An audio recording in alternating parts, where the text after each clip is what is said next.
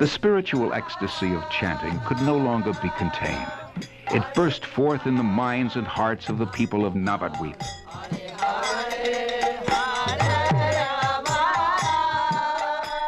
Some Muslims and even Brahmins were envious, however. They complained to Chand Qazi, the Muslim magistrate, and one night the Qazi raided a devotee's home, angrily broke a drum and declared, "Next time someone chants, I will confiscate all his property." Nimai's response was bold and fearless. He quickly mobilized 100,000 people and led them in India's first civil disobedience movement. They soon reached the home of the Qazi, who only then realized the popularity of young Nimai's Sankirtan movement. After an extensive philosophical discussion, the Qazi was so moved by the truth and beauty of Nimai's teachings that he pledged, "Neither I nor any of my descendants will ever again hinder this Sankirtan movement." Nimai's followers multiplied. His weapon was Sankirtan, and his miracle to turn materialists into pure spiritualists. Yet he occasionally displayed miracles of another type. One night, the son of Srivas Thakur died. Nimai restored the dead body to life. "Why are you leaving us?" he asked the boy. "I lived as long as I was destined. I am your eternal servant, a dependent living being. I must act according to your desire." Hearing this, everyone present became transcendentally enlightened. Yet there were those who disdained the Sankirtan movement, thinking Nimai an ordinary man. To capture these critics in his network of love of God, Nimai severed his connection with family and home. In January 1510, Nimai accepted sannyas, the highest spiritual order, renouncing the world and humbly devoting his life to the service of Krishna. Because the order of sannyas was revered by the whole society, Nimai could then spread his movement more effectively. His childhood name was set aside, and he became known as Sri Chaitanya. The Lord's mother was heart-struck by her son's renunciation.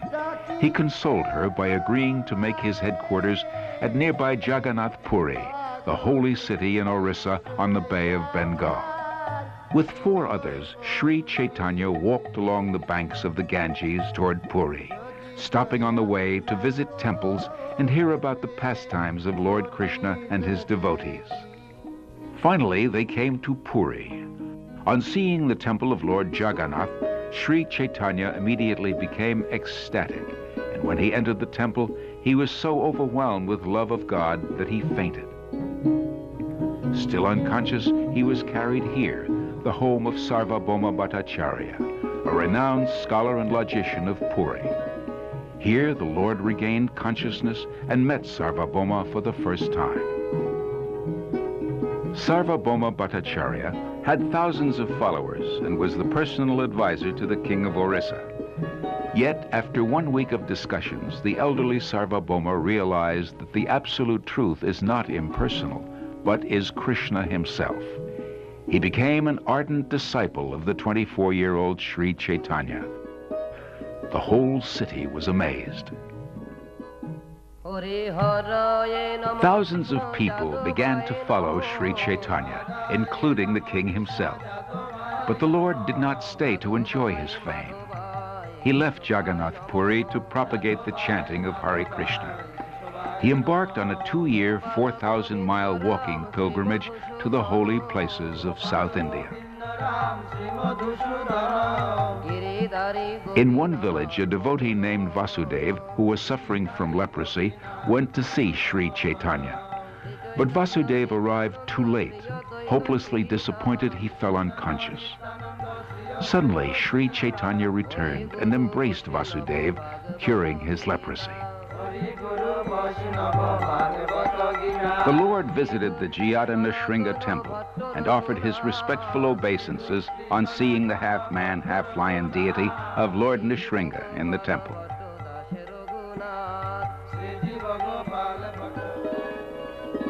When Sri Chaitanya was chanting near the Godavari River, Ramananda Roy, the governor of Madras and a highly advanced devotee of Krishna, came there.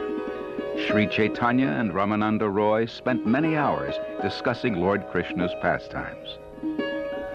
Finally, Sri Chaitanya revealed himself as the combined form of the Supreme Person, Lord Krishna, and his beloved consort, Radharani.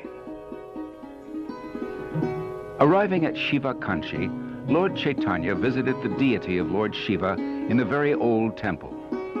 By his influence, he converted all the devotees of Lord Shiva into devotees of Lord Krishna. Nearby, the Lord visited the holy place known as Vishnu Kanchi and performed kirtan in ecstasy. 500 feet up in the hills at Pakshi Tirtha, Sri Chaitanya visited another temple of Lord Shiva. It is said that 2 birds have been going to this temple daily to receive food from the temple priest since time immemorial. Sri Ranga Temple, surrounded by 7 walls, is the largest in India. There, beneath the golden dome, the 18-foot black deity of Sri Ranganath reclines behind a deity of Lord Vishnu. Sri Chaitanya stayed here in Sri Ranga for the 4 months of the rainy season. Daily, many people used to come to see him and were freed from the distress of material life. In Madurai, Sri Chaitanya visited the Meenakshi Devi temple, built in honor of Lord Shiva's wife. This temple is known as a great architectural achievement.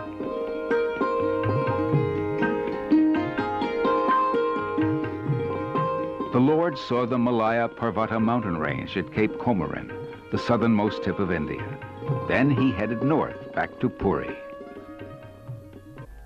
On the way, he became ecstatic when he reached the Adi Keshava temple, where a small deity circumambulates the area every day.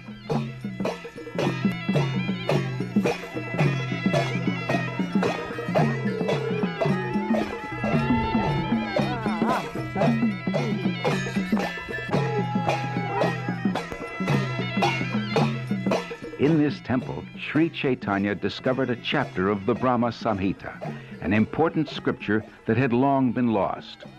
The Lord copied it and took it with him, considering it a most valuable jewel. The Lord arrived at Udupi, where Madhvacharya, the great devotee and spiritual preceptor, was born and lived.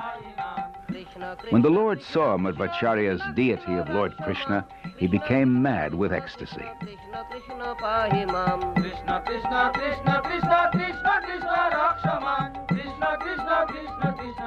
As the Lord passed through towns and villages, many people came to see him. He blessed them and asked them all to chant Hare Krishna. These people, now empowered devotees, returned to their homes and inspired others to chant. Krishna himself, in the guise of a devotee, had begun to flood the world with an ocean of love for Sri Krishna. The world would never be the same.